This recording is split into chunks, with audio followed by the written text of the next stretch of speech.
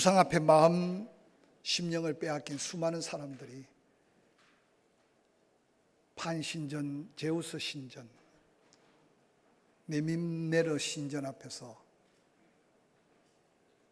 우상 숭배의 마음을 빼앗겨서 예수님이 그곳에 오신 것을 알아차리지도 못한 그 상황을 마태복음 16장은 기록하고 있습니다. 제자들에게 묻습니다. 저들이 나를 누구라고 할까? 침례 요한, 엘리야, 선지자 중에 한 사람으로 여기지 않겠습니까? 이미 그렇게 생각하는 사람들이 이 땅에 많습니다. 예수님은 제자들에게 듣고 싶은 대답이 있었습니다. 그러나 너희는 나를 누구라고 믿고 따르느냐? 그때 베드로가 예수님 앞에 소리쳐 외쳤습니다. 주는 그리스도이십니다. 구약에 예언된 메시아, 약속된 구원자 그리스도이십니다. 그리스도이시되 하나님의 아들이십니다. 예수님이 베드로의 그 고백을 듣자마자 너의 육신의 생각, 인간적인 신앙 고백이 아니라 하나님이 이 땅에 믿고 구원받아야 될 모든 사람들이 이 믿음의 고백으로 구원을 받고 하나님이 이 땅에 복음을 위해 세워질 교회를 세워가기를 원하신다라고 극찬하셨습니다. 그러면서 요나의 아들 시몬 바 요나야, 시몬아, 너에게 천국 열쇠를 맡겨주마. 땅에서 잠궈봐라. 하늘에서도 잠궈지고 땅에서 열어봐라. 하늘에서도 열어질 것이다. 뿐만 아니라 이 세상 그 어떤 무리들이 일어나 교회를 핍박할지라도 음부의 권세까지 미치지 못하게 할 것이다 라고 약속하셨습니다. 기억하십시오. 내가 믿는 예수, 우리 가족이 믿는 예수, 이곳에 모여진 믿음의 공동체, 예수님은 말씀하셨습니다. 두세 사람이 내 이름으로 모인 곳에 내가 그들과 함께 하실 것이라고. 하나님이 약속한 이스라엘 백성들, 가나안 땅을 5년 동안 전쟁을 마치고 약속한 지파대로 땅을 다 분배했습니다. 그들은 안식 아닌 안식을 경험해 가면서 세월이 지나갑니다. 어느 날 가나안 족속들 딸과 통혼하기 시작하고 가나안 족속들이 믿는 신들의 마음을 빼앗기기 시작합니다. 여호수아가 각지에 흩어져 있는 지파의 지도자들을 불러놓고 그들에게 경고합니다. 하나님의 약속대로 순종하면 복이 되지만 하나님을 버리거나 떠나고 우상에게 다가가면 하나님의 심판과 저주가 있을 것을 말씀하시면서 너희들이 강저편 애굽 사람들이 섬기던 그 신 알지 않느냐? 또한 이 땅에서 가나안 족속들이 섬기는 신을 너희들이 가까이 하고 있지 않느냐? 오늘 결정해라. 오직 나와 내 집은 여호와만 섬기겠다고 선포합니다.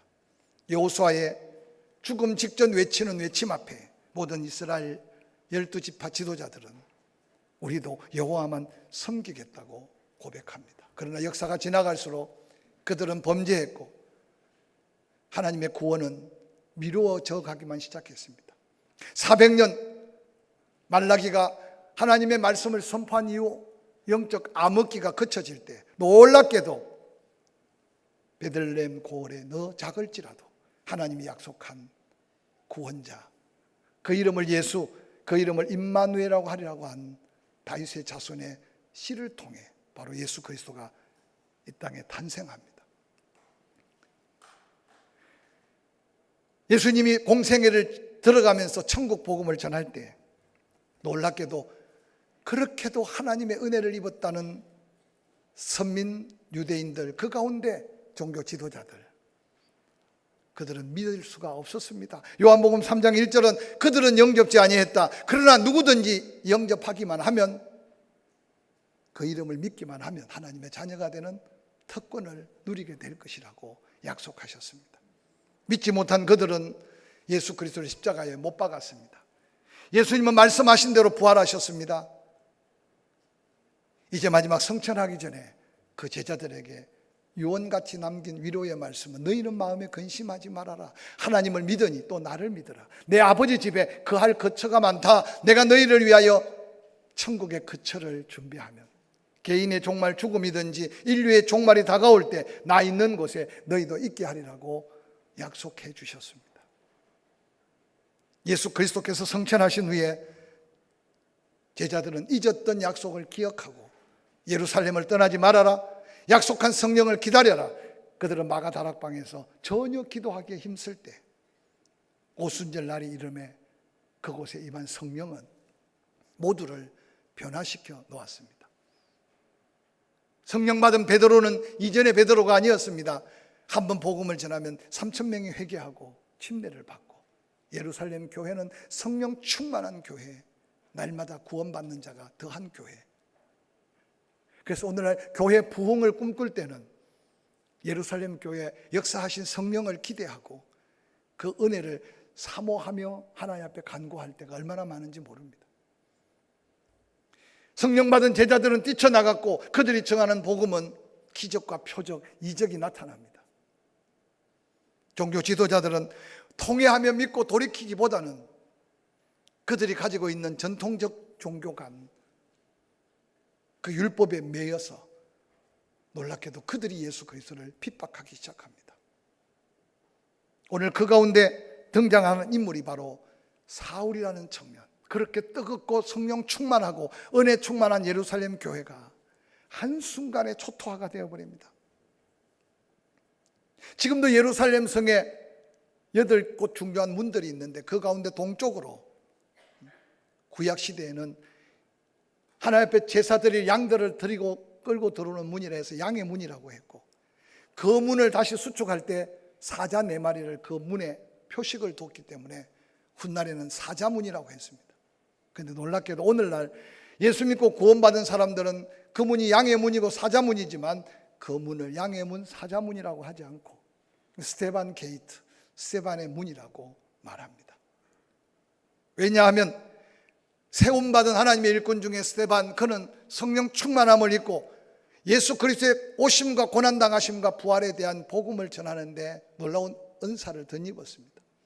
그가 전하는 복음이 얼마나 강력했으면 강팍한 유대인들, 예루살렘 거민들 회개할 기회조차 놓쳐버리고 분노에 사로잡혀 스테반을 향하여 돌을 던지는 그 자리에 바로 오늘 본문의 주인공, 변화받기 전 사울이 등장하고 있는 모습이 성경에서 우리에게 도전을 주는 모습입니다. 결론적인 이야기 같지만 신약 성경에 부활하신 예수를 만나 가장 위대한 변화를 경험한 사람을 꼽으라고 한다면 여러 주인공들이 있지만 그 중에 사울이 바울된 이 놀라운 변화의 역사는 성령의 능력, 복음의 능력, 하나님의 역사하심 속에 변화될 수 있는 놀라운 도전의 주인공이 아닌가 생각해 봅니다. 여러분은 사울을 얼마나 이해하고 알고 있습니까? 사도행전 22장 3절에 바울되었던 사울이 자기의 과거를 그렇게 소개합니다. 나는 유대인으로서 길리기아 다소에서 태어났다라고 말합니다. 많은 성경학자들이 사울의 출생을 주후 1년, 즉 AD 1년으로 추측합니다. 사울이 태어난 다소는 역사적인 도시입니다. BC 800년경 아수르의 살만 에셀이 그가 짓밟고 정복한 나라들, 도시들을 기록하는데 놀랍게도 BC 800년 전에 이 다소라는 도시가 기록된 걸 보면 그 도시가 얼마나 오래된 전통을 가진 도시인지 알 수 있을 겁니다. 뿐만 아니라 이 다소는 터키의 지금 동남부 지역인데 지금 지진이 막 일어났던 그 약간 남쪽 비껴간 곳이 사울이 태어난 곳입니다. 그러니까 지중해 해상교통과 특히 로마로 향한 육로가 연결되는, 그래서 동서교통의 요충지고 무역이 활발했습니다. 당연히 부유한 도시였겠죠. 물질적인 부유함만 있었던 것이 아니라 이 다소는 학문의 도시이기도 했습니다. 많은 지성인들이, 특별히 훗날 스토아 학파가 그곳에서부터 출현할 정도로 지성인들이 모여 사는 그런 도시였습니다. 아마 사울의 감수성 예민하고 판단력이 뛰어난 것도 어릴 적부터 그런 도시의 문화 속에서 그가 가지게 된 하나의 인성의 특성일 수 있을 것입니다. 특별히 빌립보서 3장 5절에 훗날 바울은 자기를 고백하기를 나는 8일 만에 할례를 받고 이스라엘 족속이요 베냐민 지파에 속했다고 말합니다. 길리기아 다소에 출생한 근 집안에 대해서 알 바는 없지만 제롬이라는 한 학자가 전성에 전해준 내용은 사울의 부모들은 갈릴리 마을에 이 기사랄이라고 하는 조그마한 마을이 있는데 그곳에 살다가 로마 군대가 팔레스타인을 완전히 폐허로 만들 때 다소로 피난 가서 그곳에서 사울을 낳았다고 전해지고 있습니다. 로마의 지배 속에 있던 다소에서 태어났기에 또 그 부모들이 부유한 삶을 살았기에 사울은 자연적으로 로마 시민권을 취득하게 되었습니다. 뿐만 아니라 그가 비록 팔레스타인 땅을 벗어나 다소에 살지만 베냐민 지파의 혈통을 가져서 부모들이 그 이름을 사울이라고 지었던 것은 12지파 중에 바로 베냐민 지파에서 그 지파가 존경할 만한 왕 사울이 출생했기 때문에 아마 그 부모가 그 지파에서 가장 존경받을 만한 위대한 인물 사울 왕과 같은 인물이 되라고 이름을 사울이라고 지었지 않았나 추측해 봅니다. 다소에서 얻었던 로마 시민권은 훗날 사도 바울이 복음을 전할 때 생명의 위협을 당하거나 때로는 많은 군중 앞에 엄청난 위기를 만날 때 바로 그 로마 시민권이 또 다른 복음에 도움이 되었던 사실들을 성경 곳곳에 살펴볼 수 있습니다. 특별히 사울의 아버지는 바리새인 가정으로서 철저하게 율법을 가르쳤던 것 같습니다. 얼마나 그 율법의 완벽한 아들을 키우고자 했으면 다소에서 예루살렘으로 유학까지 보냈습니다. 그래서 성경은 말합니다. 사울은 가말리알의 문화에서 즉 바리새파의 수장이 되는 가말리알의 문화에서 율법을 완전히 완성했다. 이 가말리엘은 그 아들 시몬 가말리엘이 아니고 바로 시몬 가말리엘의 아버지 가말리엘 1세가 바로 사울의 스승이었습니다. 오늘날로 말하면 최고의 학문을 그가 연마한 겁니다. 율법을 완파했으니까 당시에 율법자이면서 인정받는 율법의 법관이라고 해도 지나치지 않을 겁니다. 그래서 그는 항상 자신이 뛰어난 유대인이었던 것을 자랑스럽게 생각했습니다. 8일 만에 할례 받은 것도 그 자랑 가운데 하나일 겁니다. 그런 사울이 예수 그리스도께서 부활하신 후에 약속한 성령 받고 그 성령에 충만하여 복음 전하는 스데반의 순교의 현장에 등장하는 것이 사울의 등장의 시작입니다. 사도행전 7장 57절 58절은 이렇게 소개합니다. 그들이 큰 소리를 지르며 귀를 막고 일제히 그에게 달려들어 성 밖으로 내치고 돌로 칠세 정인들이 옷을 벗어 사울이라는 청년의 발 앞에 두었다라고 말합니다. 이게 무슨 뜻이냐? 스데반이 전한 복음이 얼마나 성령의 강력한 역사였으면 온 예루살렘 거민들 마음에 충격을 주었습니다. 회개할 기회도 놓쳐버린 그들이 일제히 돌을 들어서 바로 양의 문, 사자문 문 밖에 성문 밖에 스데반을 내치고 그곳에서 돌을 쳐서 스데반을 죽이는 현장이 그대로 소개됩니다. 놀랍게도 그 가운데 사울이라는 청년은 뒤에서 배후에 그 모든 예루살렘 거민을 조정하면서 오늘날 말하면 죽여라 내가 책임진다, 죽여라 내가 모든 것을 법적으로 보장한다. 여러분 당시에 예루살렘에서 존중받았던 사울의 말은 강분한 예루살렘 거민들에게는 폭도로 변하게 되었습니다. 완악한 사울. 스데반의 순교 이후에 사도행전 8장은 스데반의 일로 온 예루살렘 교회는 사울 한 사람의 핍박 때문에 두려워서 흩어지기 시작합니다. 영적인 배후에 하나님의 섭리도 있지만 얼마나 포악하게 예루살렘 교회를 박해했는지 모릅니다. 사도 바울이 훗날 변화받고 난 다음 자신을 고백하는 말씀이 디모데전서 1장 13절에 이렇게 기록하고 있습니다. 내가 전에는 비방자였다, 박해자였다, 폭행자였다.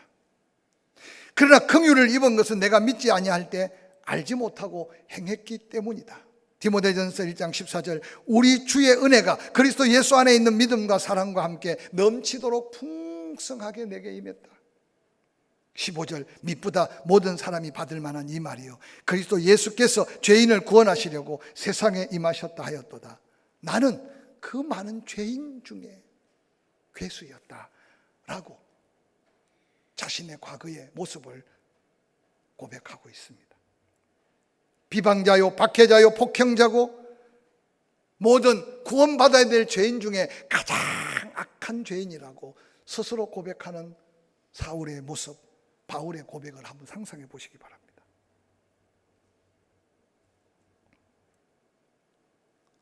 이런 사울이 예루살렘을 초토화시키고 주변에 있는 믿는 자들을 다 끌어다 감옥에 가두고 소문을 들어보니 저 다메섹에까지 믿는 자들이 흩어져서 회당에서 모여 복음을 전하고 있다는 소문을 듣습니다. 대제사장에게 오늘날 말하면 구속영장, 체포영장을 발부받고 그 군대를 이끌고 북으로 다메섹까지. 다메섹에 가까이 왔을 때 놀랍게도 부활하신 예수 그리스도께서 사울의 앞을 가로막고 예수 그리스도의 임재의 강한 빛이 사울에게 비치기 시작합니다. 그러고는 하늘에서 하나님의 음성이 들립니다. 사울아, 사울아, 내가 왜 나를 그렇게 악하게 박해하느냐.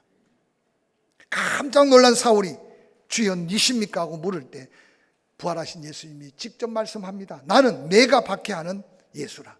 내가 일어나 성으로 들어가라. 너희 행할 것을 너에게 일러줄 사람이 있다. 함께한 사람들의 손에 이끌려 지금까지 자기 주관 옳은 대로 자기 생각 옳은 대로 살았던 사울인데 부활하신 예수님을 만난 후에 그 앞을 보지 못하는 맹인이 되고 누군가에 끌려가야 되는 신세가 되었습니다. 다메섹의 중앙로에 있는 아나니아라는 당시의 제자를 만나서 하나님의 은혜로 기도를 받는 순간 육의 눈은 멀었다가 영의 눈이 뜨여지고 그러고는 그가 변화되는 놀라운 역사를 소개하고 있습니다. 훗날 사도행전 22장 그가 수많은 로마 관원들과 종교 지도자들 앞에 외쳤던 그의 외침 속에 그의 복음 전도가 이전에 경험했던 사도행전 9장에 다메섹에서 만난 부활하신 예수 그리스도를 간증하고 있습니다. 사도행전 22장 7절에 그렇게 말합니다. 내가 땅에 엎드러져 들으니 소리 있어 이르되 사울아 사울아 내가 왜 나를 박해하느냐 하시거늘 내가 대답하되 주님 누구시니까 하니 이르되 나는 내가 박해하는 나사렛 예수라 하시더라. 나와 함께 있는 사람들의 빛을 보면서도 나에게 말씀하신 이의 소리는 듣지 못하더라. 내가 이르되 주님 무엇을 하리이까. 사도 바울은 다메섹 도상에서 부활하신 예수를 만난 후에 놀랍게도 위대한 변화의 인생을 살게 되는 놀라운 사건들을 사도행전에는 세밀하게 기록하고 있고 사도 바울이 입으로 고백할 때마다 예수 만난 그 변화를 고백하고 있는 고백은 복음의 능력이 되었고 수많은 영혼들을 깨우는 놀라운 말씀이 되었습니다. 사도행전 13장 9절은 이렇게 시작합니다. 바울이라고 하는 사울이 성령이 충만하여 그를 주목하고 라고 기록합니다. 어떻게 사울이 바울 됐는지 모르겠지만 바울이라는 이름이 처음 등장하는 게 바로 사도행전 13장의 이 본문입니다. 자기 스스로 나 부활하신 예수를 만나고 그 부활하신 예수를 만난 후에 나에게 가장 먼저 변화를 이룬 것은 내가 이제 사울로 사는 게 아니라 바울로 살도록 하나님이 내 인생의 이름을 바꿔주셨다라고 외치고 있는 간증이요 고백입니다. 기억하십시오.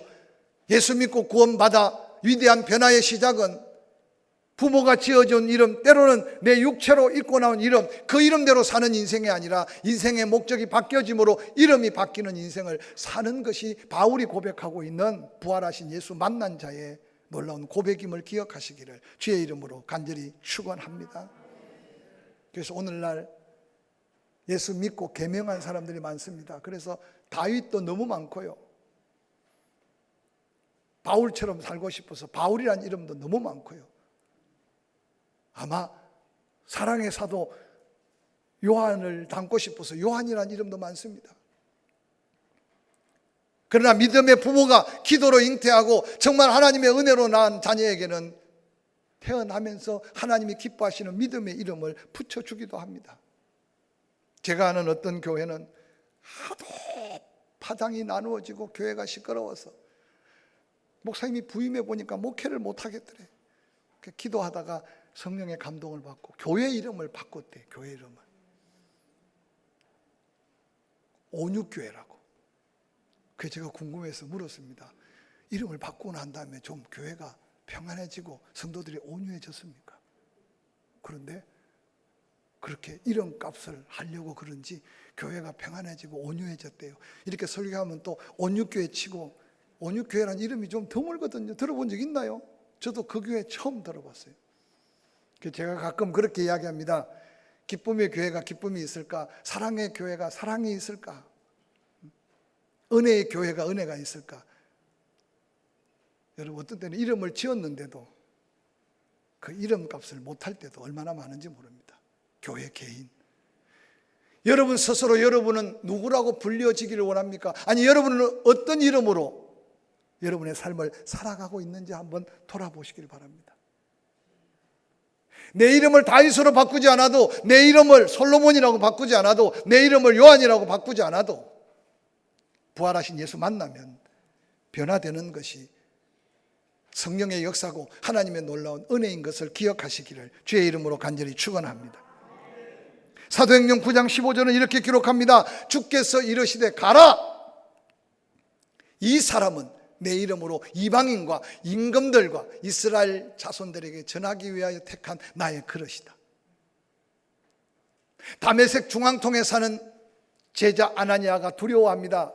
사울이 어떤 사람이든 나를 사울에게 보냅니까? 그가 지금 다메섹에 오는 목적은 예루살렘에서 사명이 있는 자들이 모여 복음 전하는 그들을 다 체포해서 감옥에 갇히고 죽이려고 오는데 나를 그 사람에게 가라고 하십니까? 그때 하나님이 아나니아에게 하셨던 말씀입니다. 가라! 네가 알고 있는 사울이 아니라 그가 바로 바울 될 사람이다. 그를 통해 이방인들에게 복음을 전하고 다 두려워 벌벌 떠는 임금들에게 복음을 전하고 전에도 강박해서 듣지 않는 이스라엘 족속들에게 복음을 전하기 위해서 택한 나의 그릇이라고 말씀하셨습니다. 사랑하는 성도 여러분, 부활하신 예수를 만나면 인생의 목적이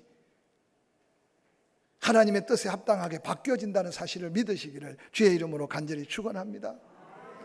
2023년 코로나 3년 동안 잊어버린 게 얼마나 많습니까? 그냥 적당하게 회복될 수 없을 것 같아서 2023년은 부족한 종과 함께 사역자들, 교사들, 장로님들, 권사님들, 온 교회가 한 번 다시 몸부림을 쳐야 되기 때문에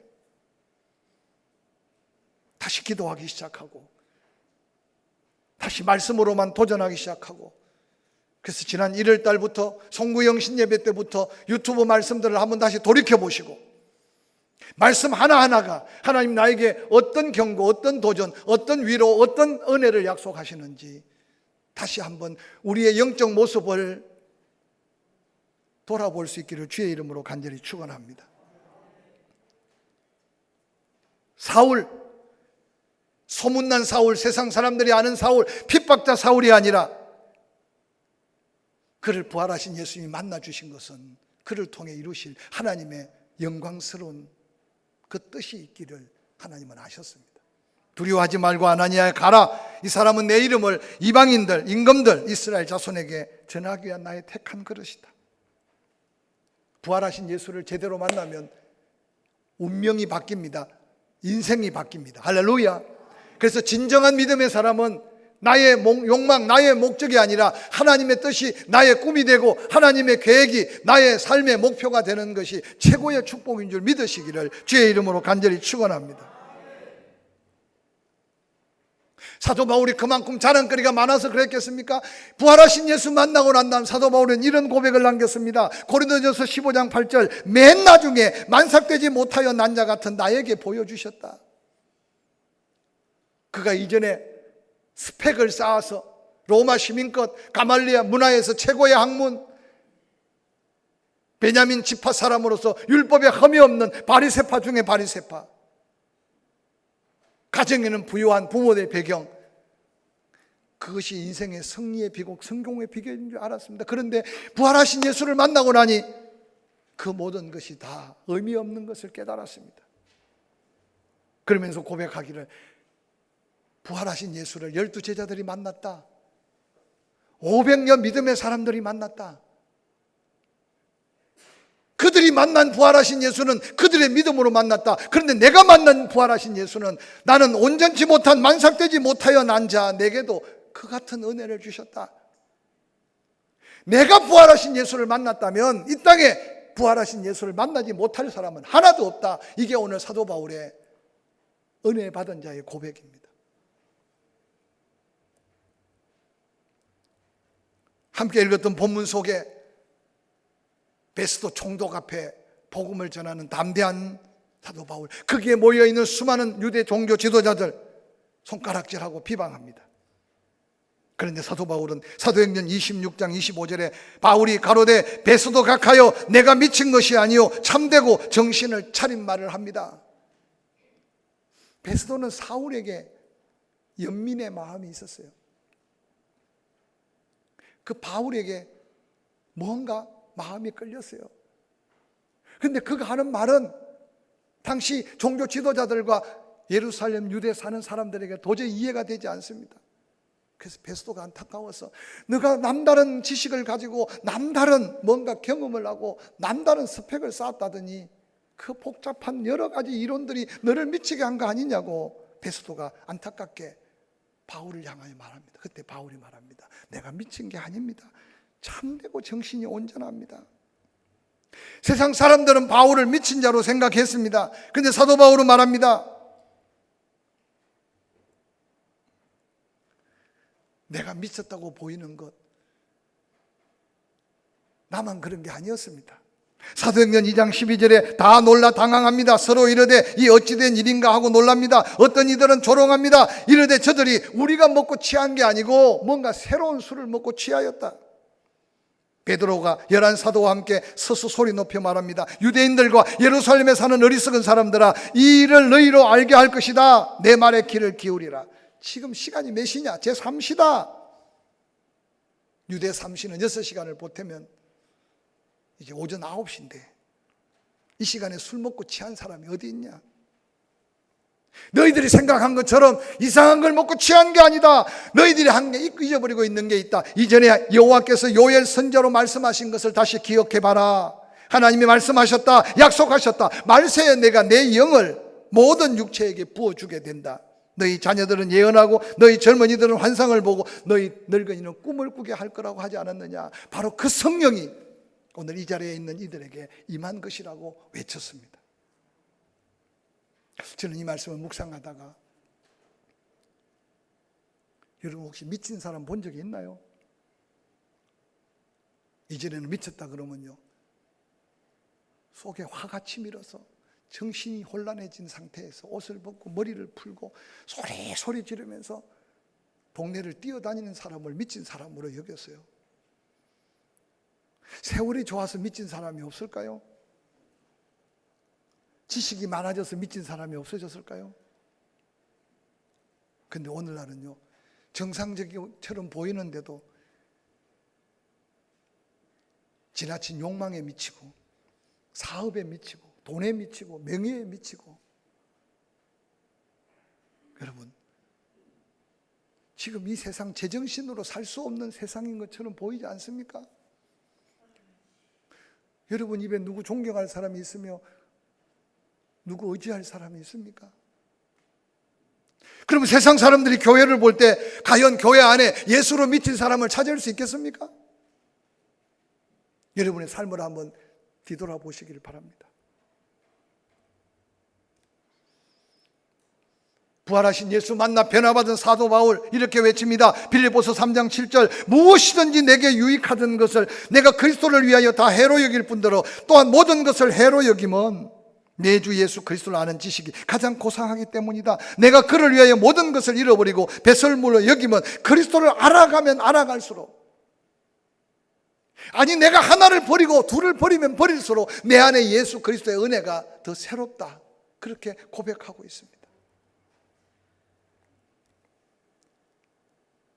훗날 고린도 교회를 향하여 사도 바울은 이렇게 외칩니다. 고린도후서 5장 13절, 우리가 만일 미쳐서도 하나님을 위한 것이고 정신이 온전하여도 너희를 위한 것이다. 그리스도의 사랑이 우리를 강건한다. 우리가 생각하기를 한 사람이 모든 사람을 대신하여 죽었은즉 모든 사람이 죽은 것이다. 진정 십자가에 예수와 함께 죽었다면 그 모든 사람을 대신하여 죽으신 살아있는 자들로 하여금 다시는 그 자신을 위해 살지 않고 자기를 위해 죽으신 예수를 위해 사는 것이 마땅하지 않냐. 그러므로 우리가 이제부터 어떤 사람도 육신을 따라 살지 않기를 원한다. 우리가 그리스도도 육신을 따라 알았으나 이제부터는 그같이 알지 않기를 원한다. 5장 17절, 그런즉 누구든지 부활하신 예수 믿고 그 그리스도 안에 있는 사람은 새로운 피조물이다. 이전 것은 지나갔다. 보라, 새 것이 되었다. 이 놀라운 변화를 경험한 사도 바울, 사도행전 26장 29절에 바울이 이르되 말이 적으나 많으나 당신뿐만 아니라 베스도여 그대뿐만 아니라 종교 지도자들이여 그대들뿐만 아니라 내 말을 듣는 예루살렘의 모든 거민들 이스라엘 백성들아, 내가 이렇게 당신들 앞에 결박된 것 외에 다 나와 같이 되기를 원한다고 당당하게 외치고 있습니다. 저는 이 말씀을 준비하면서 오늘 그리스도인들이 위축되는 이유가 뭡니까?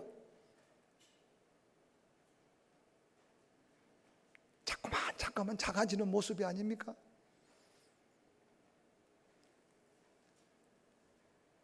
(2023년이) 지나간 날은 되돌릴 수 없고 남은 날도 그리 많이 남지 않았습니다.